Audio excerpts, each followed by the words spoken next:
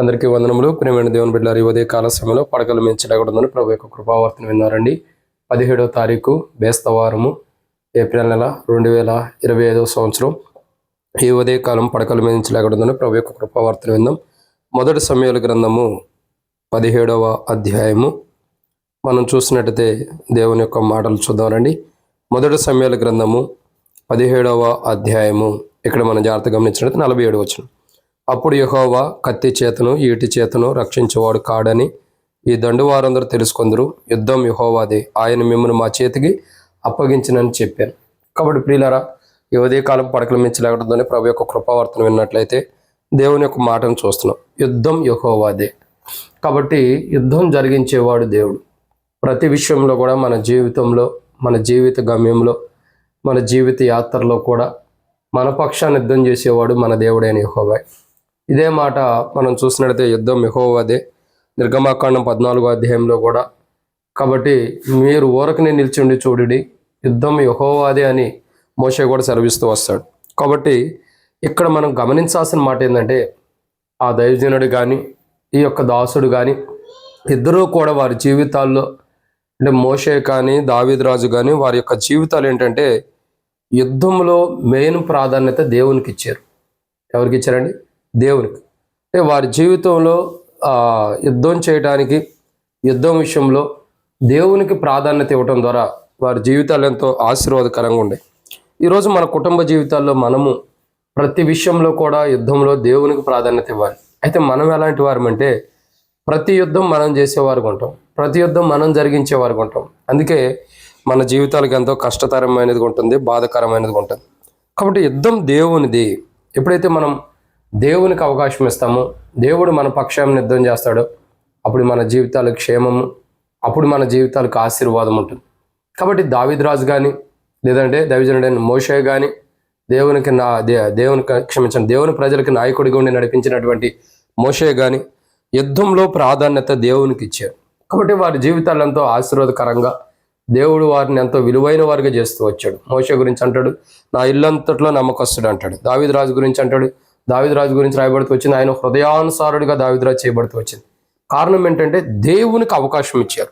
అంటే వారి జీవితంలో మొదటి స్థానం, ప్రాధాన్యత వారి జీవిత యాత్రలో దేవునికి ఇచ్చారు. కాబట్టి ఈరోజు మనం ఉదయకాలం పడకల మీద చిరాడుతున్న ప్రభు యొక్క కృపావర్తన ఉంటాను. మన జీవితాల్లో మనం యుద్ధం అనే విషయాల్లో, ఈ లోకంలో ఎన్నో యుద్ధాలు మనం జరిగించుకుంటూ వెళ్తున్నాం. ఎన్నో యాత్రా జీవితంలో ఎన్నో యుద్ధాలు మనం జరిగిస్తూ వెళ్తున్నాం. అయితే ప్రతిరోజు కూడా మనం యుద్ధం చేస్తున్నాం. క్రైస్తవులుగా, రక్షణ మారుమనసు బాప్తిసం పొందిన వారుగా సాతాను మీద ప్రతిరోజు మనం యుద్ధం చేస్తున్నాం. అయితే యుద్ధంలో విజయము దేవుడిదే. అంటే యుద్ధం చేసేది ఎవరంటే దేవుడే. అందుకే దేవుడే మనకి విజయాన్ని ఇస్తున్నాడు. దేవుడు యుద్ధం చేసి మనకు విజయాన్ని ఇస్తున్నాడు. కాబట్టి ఇక్కడ మనం చూసినట్టయితే దావీదు రాజు యొక్క జీవితంలో మొదటి సమయాల గ్రంథం మనందరికీ తెలుసు. 17వ అధ్యాయంలో గొలియాదు యొక్క జీవితంతో, గొలియాదుతో యుద్ధం చేసిన అనుభవాన్ని మనం చూస్తూ వస్తున్నాం. అయితే ఇక్కడ మనం జాగ్రత్త గమనించినట్టయితే మొదటి సమయాల గ్రంథము మనం చూసినట్లయితే 51వ వచనం, 17వ అధ్యాయం 51వ వచనం. మొదటి సమయాల గ్రంథం 17వ అధ్యాయం 51వ వచనం. వాడు బొర్ల పడగా దావీదు పరిగెత్తుకుపోయి ఫిలిష్తీయుని మీద నిలుచుచుండి వాని కత్తి వరదూసి దానితో వాని చంపి వాని తలను తెగవేశాను. ఇక్కడ మనం జ్ఞాపకం చేసుకోవాల్సిన మాట ఏంటంటే ప్రియులారా, దేవుడు యుద్ధం చేస్తే ఎలా ఉంటుంది అని మనం గమనించినట్లయితే మొదటిగా ఇక్కడ మొట్టమొదటి మాట మనం చూస్తున్నాం, వాడు బొర్ల పడగా. ఎవరు బొర్ల పడ్డాడు అని అంటే దావీదు రాజు కాదండి. ఎవరు బొర్ల పడ్డాడంటే ఫిలిష్తీయుడు అయినటువంటి గొలియాదు. ఎందుకంటే ఇక్కడ మనం జాగ్రత్తగా గమనించినట్టయితే గొలియాదే దేవుని మీద కానీ ఇష్టానుసారంగా మాట్లాడతాం కానీ, దేవుని ప్రజలను కానీ తిరస్కరించి మాట్లాడతాం కానీ, దేవుని తిరస్కరించినటువంటి అనుభవం గొలియాదులో ఉంది. అందుకే దావీదు రాజు దేవుని పేరట వెళ్ళి యుద్ధం చేయడానికి వెళ్ళినప్పుడు యుద్ధం యెహోవాదే అంటాడు. కాబట్టి దేవుడు యుద్ధం చేస్తున్నాడు. దేవుడు యుద్ధం చేస్తే ఎలా ఉంటుంది అని అంటే మొట్టమొదటిగా వాడు బోర్ల పడగా. అంటే దేవుడు అసలైన యుద్ధం దేవుడు చేస్తే సాతానుడు బోర్ల పడిపోతాడు. కాబట్టి మన జీవితాల్లో సాతాను బోర్ల పడతాడంటే ఆల్రెడీ యేసుప్రభువు యుద్ధం చేయబట్టే సాతానుడు తలకిందులైపోయాడు.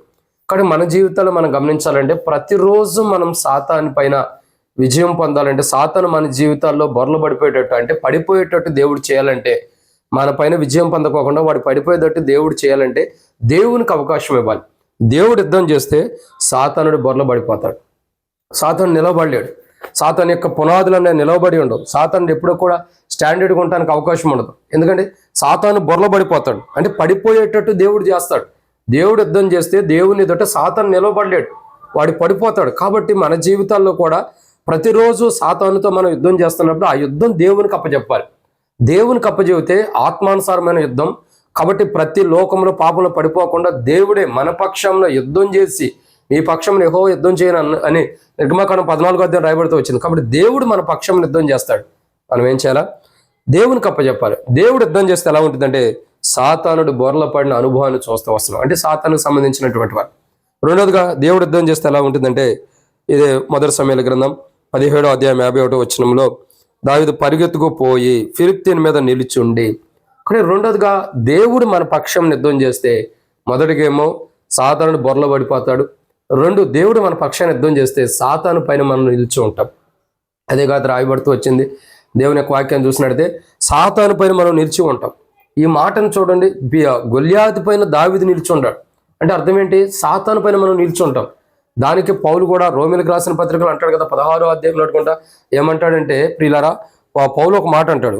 అపోస్తలుడైన పౌలు రోమీయులకు రాసిన పత్రిక 16వ అధ్యాయం మనం చూస్తున్నట్లయితే ఒక మాట పౌలు అంటాడు, 20వ వచనం, సమాధానకర్తయగు దేవుడే సాతాన్ని మీ కాళ్ళ కింద శీఘ్రముగా చితక తొక్కించును. ఇప్పుడు గొల్యాదు ఎవరి కాళ్ళ కింద ఉన్నాడు?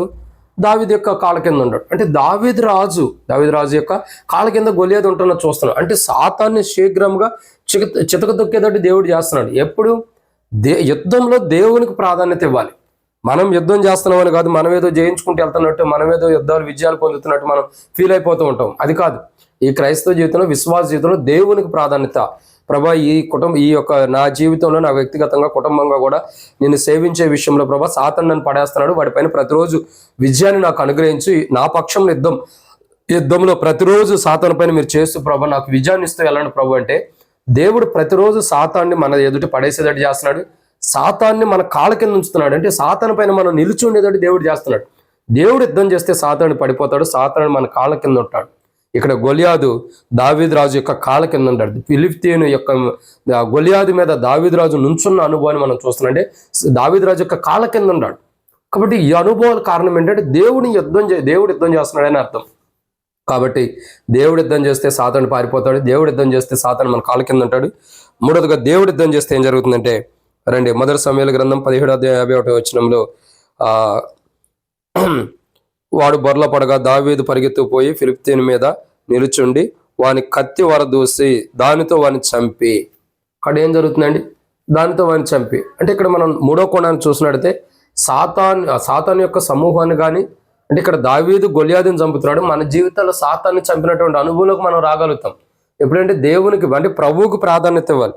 మన జీవితంలో ప్రభు యుద్ధం చేయడానికి అవకాశం ఇచ్చినప్పుడు మన జీవితంలో ప్రభు నువ్వే యుద్ధం చేయి, నువ్వే నా పక్షాన యుద్ధం చేయి, నువ్వే నా పక్షాన యుద్ధాన్ని జరిగించు ప్రభు అని మన జీవితాల్లో ప్రతి సమయంలో యుద్ధం విషయంలో దేవునికి ప్రాధాన్యత అప్పచెప్పినప్పుడు, నా జీవితంలో నువ్వే యుద్ధం చేయమన్నప్పుడు దేవుడు సాతాన్ని మన కాళ్ళ కింద, మన ఎదుటి పడేసేదట్టు, బొర్ల పడేదట్టు చేస్తాడు, మన కాళ్ళ కింద ఉంచేదట్టు చేస్తాడు. రెండు, సాతాను సమూహంలో నాశనం అయ్యేటట్టు కూడా దేవుడు చేస్తాడు. ఇక్కడ మనం గమనించినట్టయితే సాతాను యొక్క నాశనాన్ని మనం చూస్తున్నాం, గొల్యాదు యొక్క నాశనాన్ని మనం చూస్తున్నాం. ఎప్పుడైతే మన జీవితాల్లో మనం దేవునికి ప్రాధాన్యత ఇస్తామో దేవుడు మన పక్షాన్ని యుద్ధం చేస్తాడు, సాతాను మన ఎదురు పడిపోతాడు, సాతాను పైన మనం నుంచుంటాం, సాతానికి నాశనం వచ్చేటట్టు దేవుడు చేస్తాడు. అంటే మన పక్షాన దేవుడు యుద్ధం చేస్తే సాతానికి నాశనం వచ్చింది. కాబట్టి మన పక్షాన దేవుడు యుద్ధం చేస్తే సాతానికి నాశనం వస్తుంది, మనకు విజయం వస్తుంది. లేదా దేవుడు మన పక్షాన్ని యుద్ధం చేయకపోతే మనకు నాశనం వచ్చింది. కాబట్టి దేవునికి అవకాశం ఇవ్వాలి మన జీవితంలో ప్రతిదానికి. ఇక్కడ దావీదు రాజు కానీ, అక్కడ నిర్గమకాండంలో మోషే కానీ వారి ఇరువురు యొక్క జీవితాలు ఏంటంటే దేవునికి ప్రాధాన్యత ఇచ్చారు. మన జీవితాల్లో దేవునికి ప్రాధాన్యత ఇస్తే మన పక్షంలో దేవుడు సాతాను యుద్ధం చేస్తాడు, సాతాను బొర్ల పడేటట్టు చేస్తాడు, సాతాను మన కాళ్ళ కింద పెడతాడు, సాతాను నాశనం అయ్యేటట్టు దేవుడు మన జీవితాల్లో జరిగిస్తాడు. కారణం ఏంటి? ఎందుకంటే ప్రియులారా, మనం దేవునికి మన జీవితంలో యుద్ధం, ప్రతి విషయంలో కూడా మన జీవితంలో జరిగే యుద్ధం పైన దేవునికి అధికారం ఇచ్చాం. దేవా నువ్వే యుద్ధం చేయమని దేవునికి అప్పచెప్పాం. మనం నేను చేయలేని ప్రభు అని దేవునికి అప్పచెప్పడం ద్వారా దేవుడు మన పక్షాన్ని యుద్ధం చేస్తాడు. అప్పుడు సాతాను పడిపోతాడు, సాతాను మన కాళ్ళ కింద ఉంటాడు, సాతానుకు నాశనం వచ్చింది. నాలుగోదిగా చూసినట్టు ఇక్కడ సాతాను, ఇక్కడ చూడండి, మరి వాని కత్తి వరదూసి దానితో వానిని చంపి. అంటే ఇక్కడ నాలుగో కోణాన్ని మనం చూస్తున్నాం, దావీదు రాజు గొల్యాదుని చంపిన అనుభవం. అంటే సాతాన్ని చంపగలుగుతాం, సాతాన్ని ఎదిరించగలుగుతున్న శక్తి మనలో వస్తుంది. దేవుడు యుద్ధం చేస్తే సాతాన్ని చంపడం అంటే జయించేటటువంటి విధానం. ఇక్కడ ప్రియులారా, ఇక్కడ 4వ కోణం ఏంటంటే మన జీవితంలో సాతాన్ని జయించే శక్తి ఇస్తున్నాడు దేవుడు. సాతాను పైన విజయాన్ని దేవుడు ఇస్తున్నాడు. దేవుడు యుద్ధం చేస్తే సాతానుడు పడిపోతున్నాడు, సాతానుడు కాళ్ళ కింద ఉంటున్నాడు, సాతానుడు 3వదిగా నాశనం అయిపోతున్నాడు, 4వదిగా చూడగా సాతానుడు మన ఎదుట ఓడిపోతున్నాడు. ఒక మాటలో చెప్పాలంటే దేవుడు యుద్ధం చేస్తే ఏమవుతుంది, సాతానుడు ఓడిపోతున్నాడు. కాబట్టి ఈ అనుభవం మనకు అవసరం.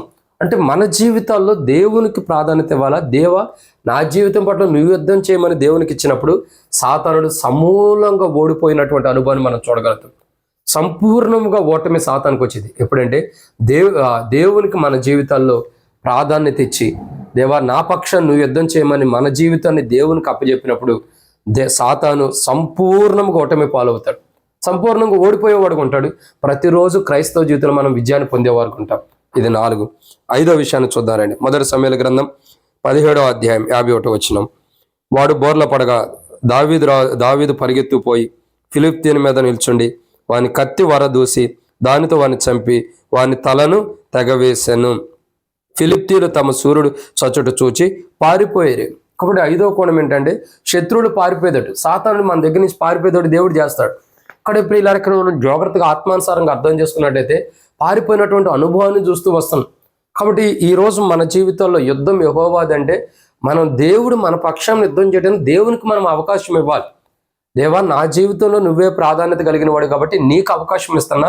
నా అనారోగ్యంలో కానీ, నా బలహీనతలో కానీ, నా కష్టాల్లో కానీ, నా బాధల్లో కానీ, నా శ్రమల్లో కానీ, నా ఇబ్బందుల్లో కానీ, నేను ఆత్మానుసారంగా వెళ్ళే జీవితంలో కానీ, క్రైస్తవ జీవితంలో, విశ్వాస జీవితంలో సాతాను నా మీద చేసే ప్రతి యుద్ధంలో కూడా నువ్వు నా పక్షం నుండి యుద్ధం చేయ ప్రభు ప్రతిరోజు అని చెప్పని దేవునికి మన జీవితాన్ని అప్పగించి మన జీవితంలో దేవునికి ప్రాధాన్యత ఇచ్చి, దేవుడే నా పక్షాన్ని యుద్ధం చేయాలి, నేను చేయలేను, దేవుడే నా పక్షాన్ని యుద్ధం చేస్తే నాకు విజయం వచ్చిందని ఎప్పుడైతే మనం గ్రహించగలుగుతామో అప్పుడు మనం దేవునికి అప్పజెప్పినప్పుడు, అంటే మనం గ్రహించి దేవునికి అప్పజెప్పి దేవా నా పక్షాన యుద్ధం చేయమన్నప్పుడు దేవుడు మన పక్షంలో శత్రువుతో యుద్ధం చేస్తాడు సాతానుతో. తద్వారా సాతాను పడిపోతాడు. సాతాను యొక్క జీవితంలో ఏం జరుగుతుందంటే, 2వదిగా మన కాళ్ళ కింద ఉంచుతాడు దేవుడు. సాతాన్ని సమూల నాశనం అవుతుంది. సాతాను పైన విజయం, సాతానుకు ఓటమి ఇస్తున్నాడు. 5వదిగా చూడగా సాతాను యొక్క శక్తులన్నీ కూడా పారిపోతాయి మన దగ్గర నుంచి. సాతాను క్రియలన్నీ కూడా మన దగ్గర నుంచి దూరం వెళ్ళిపోతాయి, పారిపోతాయి మనల్ని విడిచిపెట్టి. అంటే ఇక్కడ 5 అంతల అనుభవం మన జీవితంలో జరగాలి.